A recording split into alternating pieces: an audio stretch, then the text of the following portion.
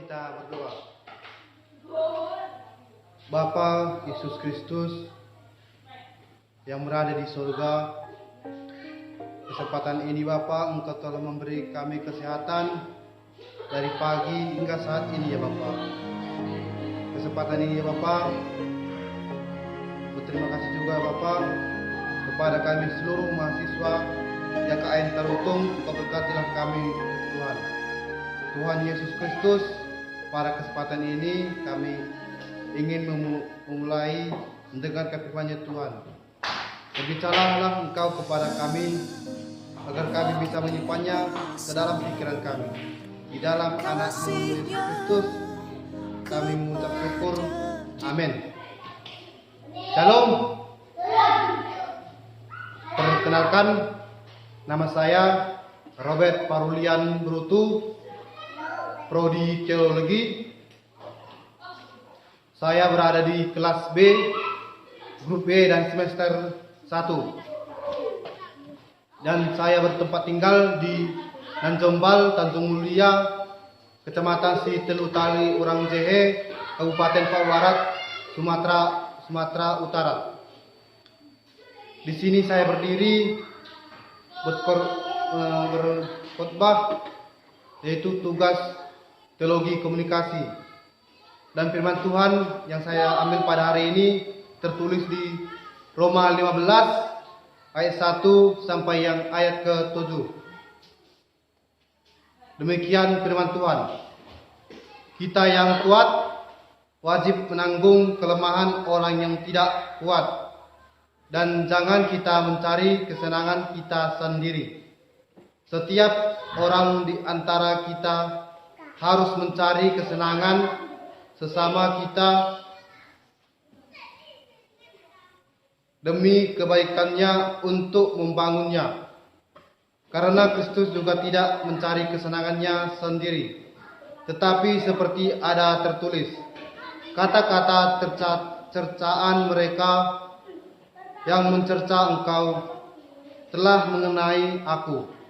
Sebab segala sesuatu yang ditulis dahulu telah ditulis untuk menjadi pelajaran bagi kita, supaya kita teguh berpegangan pada pengharapan oleh ketekunan dan penghiburan dari kitab suci. Semoga Allah yang adalah sumber ketekunan dan penghiburan mengaruniakan kerukunan kepada kamu sesuai dengan kehendak Kristus Yesus, sehingga dengan satu hati dan satu suara kamu memuliakan Allah dan Bapa Tuhan kita Yesus Kristus. Sebab itu, terimalah satu akan yang lain, sama seperti Kristus juga telah menerima kita untuk kemuliaan Allah. Demikianlah firman Tuhan. Pada saat ini kita sudah melihat dengan yang terjadi di dunia kita ini, yaitu COVID-19 yang sudah mewabah ke seluruh dunia. Dan untuk itu,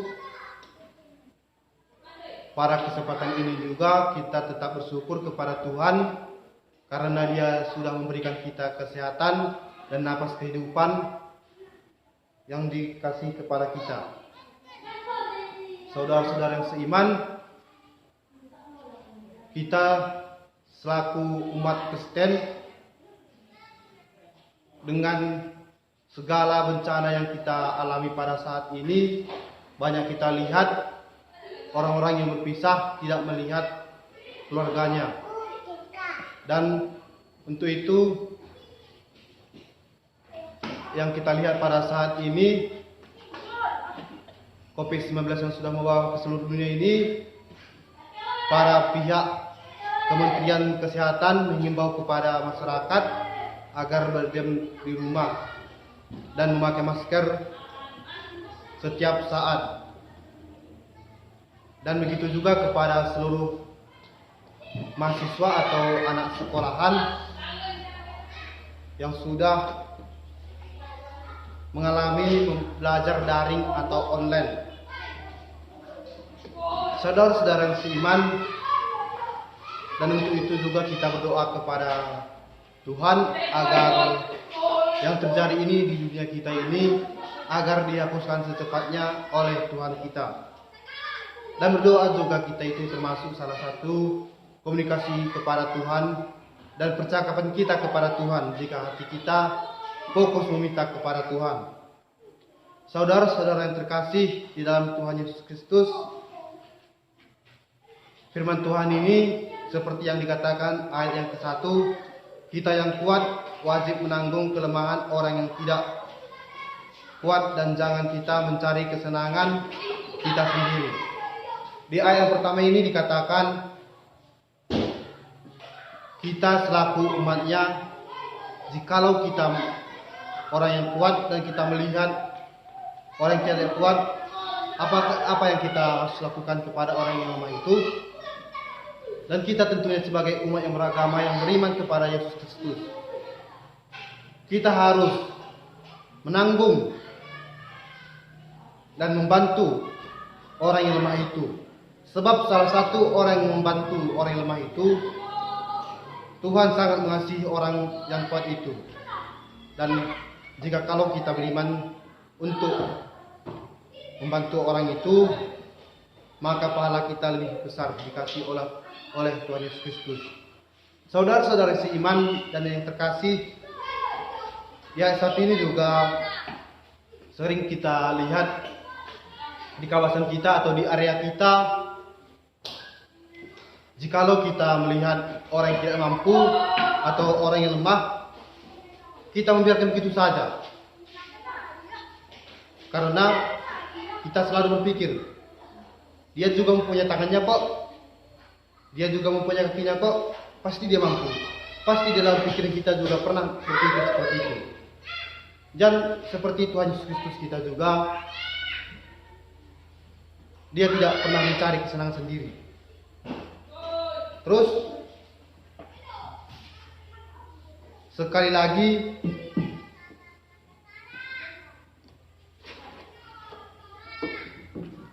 dan lebih jauh lagi dari sini, Paulus berbicara mengenai iman dan perjalanan manusia rohani.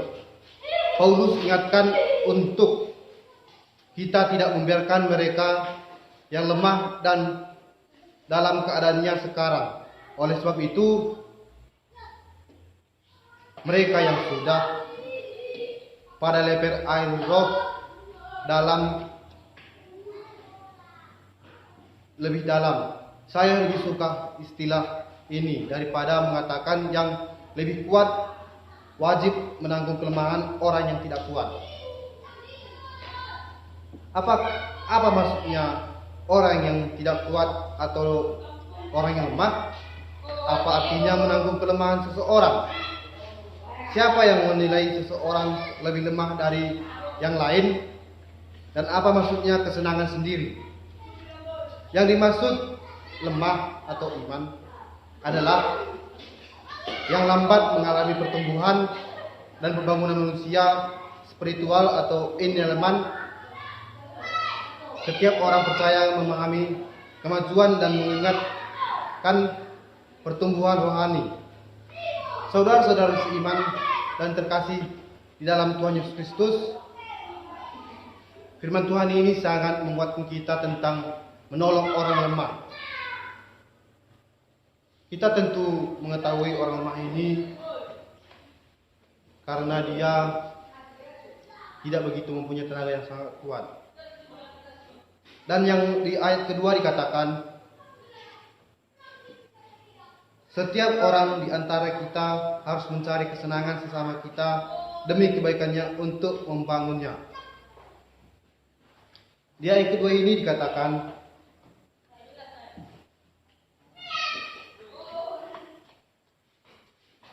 di ayat kedua ini dikatakan juga kita untuk bekerjasama dengan berbagai organisasi atau berbagai komunikasi, atau kita juga berkomunikasi kepada Tuhan dan berkomunikasi kepada juga orang-orang, dan berkomunikasi juga tidak kepada orang yang lemah, baik orang yang lemah dan orang yang kuat. Firman Tuhan ini juga mengajak kita bagaimana kita kerjasama terhadap orang yang lemah dan orang yang kuat. Untuk itu, dari ayat kedua ini berbicara kepada kita agar kita menolong orang yang lemah itu, agar mereka mempunyai keimanan yang sangat kuat untuk melanjutkan kehidupannya. Dan di ayat yang ketiga dikatakan, karena Kristus juga tidak mencari kesenangan sendiri, tetapi seperti ada tertulis, kata-kata cercaan mereka yang mencerca engkau telah mengenai aku. Saudara-saudara yang terkasih di dalam firman Tuhan, di ayat yang ketiga ini dikatakan sangat jelas, Yesus tidak pernah mencari kesenangan sendiri. Seperti yang dibahas di ayat 1 tadi, Yesus tidak pernah mencari kesenangan sendiri. Padahal Yesus orang yang kuat, orang yang mempunyai iman dan kepercayaan sangat kuat. Saudara-saudara yang terkasih di dalam firman Tuhan ini, di ayat yang ketiga juga ini, seperti kita pernah membaca di Lukas 1 sampai terakhir, Dia dilahirkan di dunia ini untuk menebus dosa kita, dosa umat manusia. Padahal hanya manusia yang berdosa, tetapi Yesus yang menanggung apa yang manusia lakukan, dosa manusia. Padahal Tuhan Yesus Kristus tidak melakukan kesalahan dan tidak pernah melakukan dosa. Tetapi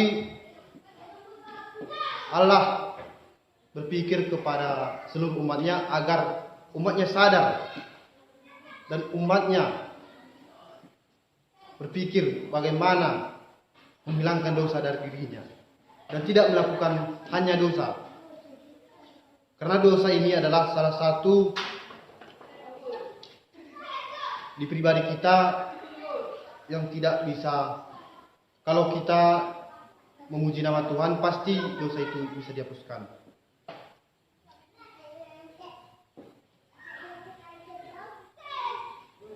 Seperti yang dikatakan di Galatia 2 ayat 20 dikatakan, namun aku hidup, tetapi bukan lagi aku sendiri yang hidup, melainkan Kristus yang hidup di dalam aku.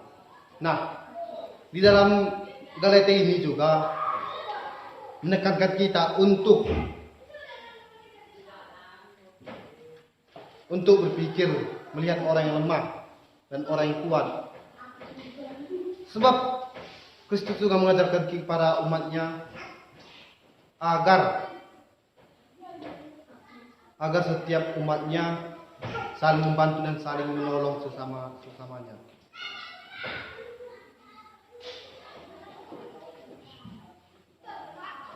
Bagi orang percaya tetap saja Peride adalah musuh utama. Peride lebih berbahaya daripada iblis.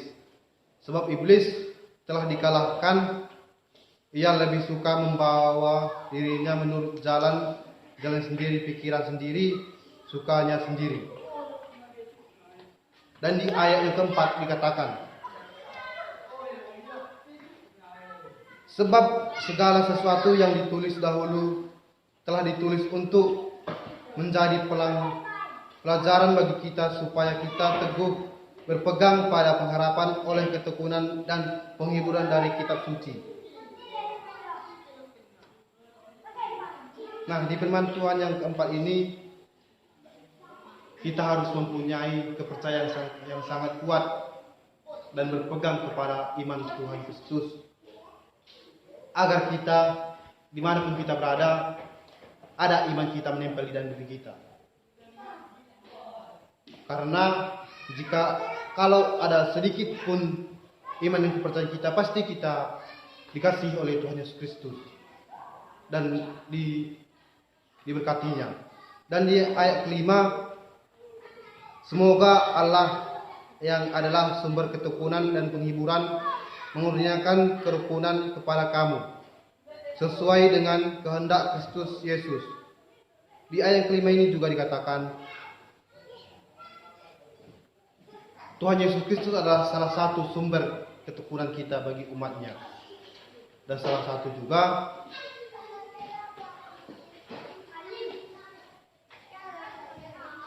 sumber kita untuk meminta ampun kepada Dia. Dan di ayat ke-6 dikatakan, sehingga dengan satu hati dan satu suara kamu memuliakan Allah dan Bapa Tuhan kita, Yesus Kristus.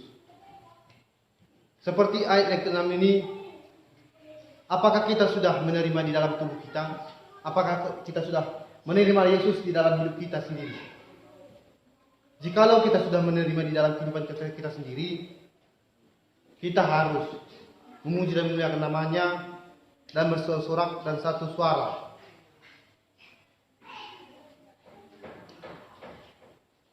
Dan kita harus juga berpegang kepada ajaran-ajaran Yesus Kristus agar kita tidak masuk ke dalam percobaan.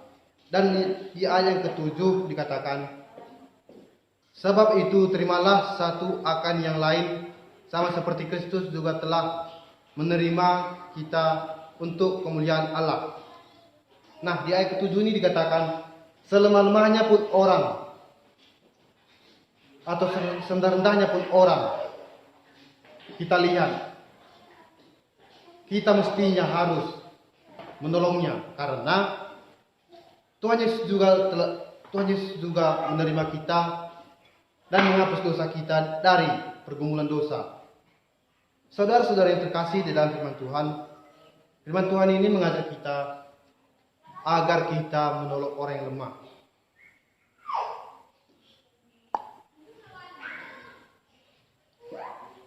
Saudara-saudara, firman Tuhan ini mengajak kita bagaimana kita agar meneladani dan menerima Yesus di dalam diri kita. Seperti tertulis di Wahyu 22, di Wahyu 2 ayat 2, aku tahu segala pekerjaanmu, baik jerih payahmu maupun ketekunanmu. Dari kitab Kejadian sampai dengan kitab Wahyu, semua harus bekerja pada tingkat kedewasaan atau level hubungan tertentu dengan Tuhan. Kita bisa membedakan mana pekerjaan si jahat, mana pekerjaan kedagingan atau the work of the flesh, mana pekerjaan roh, the work of Holy Spirit, dan mana pekerjaan Tuhan, the work of God. Tanpa bisa membedakan, sulit bagi orang yang percaya untuk bertumbuh dan membangun manusia batinnya seperti yang Tuhan kehendaki. Firman Tuhan pada saat ini cukup sekian. Mari kita berdoa. Terima kasih Bapa, terima kasih Yesus. Engkau telah memberikan nasihat kepada kami dan Engkau telah berbicara kepada kami. Terima kasih ya Tuhan. Firman-Mu ya Tuhan kami simpan di dalam diri kami dan menjadi alat dan pedoman bagi hidup kami. Ya Tuhan, dosa yang kami berbuat, baik sengaja maupun tidak sengaja, hapuskanlah Tuhan, supaya tidak menghambat kasih di karunia yang telah berikan Engkau kepada kami Tuhan. Di dalam nama Yesus Kristus kami bersyukur, haleluya, amin.